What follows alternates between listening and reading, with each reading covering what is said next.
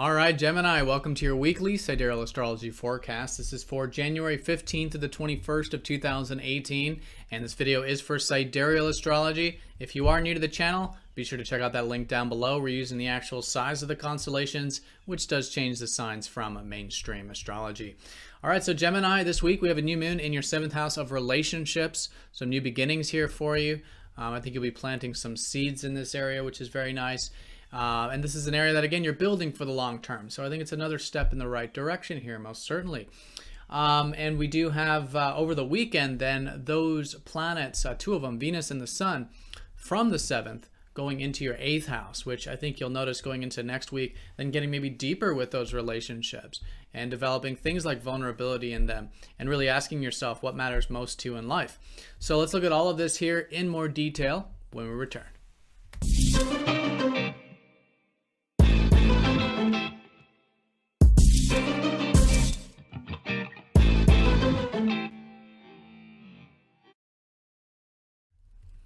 All right, Gemini, so here's your 7th house of relationships, where all of the almost all of the fast-moving planets are, including your ruler Mercury. So great time this week. We're still learning about relationships, to and fro, the importance of reciprocity, give and take, mutuality, all this good kind of stuff.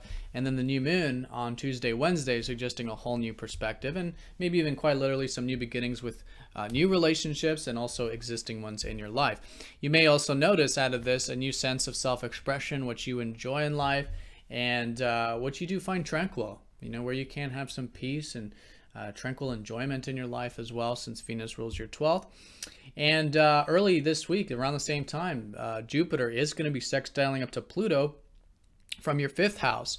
So it's a reminder that, yes, there's a new beginning with your self-expression, and even going into September of this year, lots to change and transform, I think, with your self-expression and with relationships. And there's just a really good synergy here between you enjoying yourself, expressing yourself in your relationship. So anything on that level, things that are close to your heart, which is 5th house, and your relationships, really good synergy here between these areas, taking you into much of the year.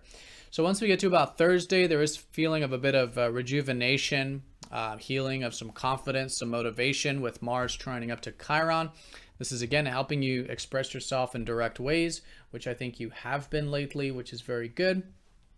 And then once we get to about Friday, Saturday, your ruler sextiles Neptune. So there's a bit of easygoingness probably around Friday, Saturday. And again, it could be involving relationships, but it's just involving you in general. And you're probably much more easygoing about the future and what's expanding for you, more willing to go with the flow and tap into a bit of that adventurousness and live in the present moment there. And then maybe also, too, a bit easygoing around the home life or personal life. Then once we get into about Saturday and then especially Sunday, we have Venus and the Sun going into that 8th house. So I think you'll notice going into next week that you're valuing more of the deeper connections, right? And enjoying a bit of research, uncovering hidden things, connecting to your relationships in a deeper way, expressing yourself in a deeper way. Again, also you can connect to what matters most in life. And that's really where your focus is going to be for the next few weeks to a month, with the Sun shifting into Capricorn, your 8th house as well. All right, so Gemini, have a fantastic week. Thank you for watching, and I'll see you very soon for the next forecast. Take care.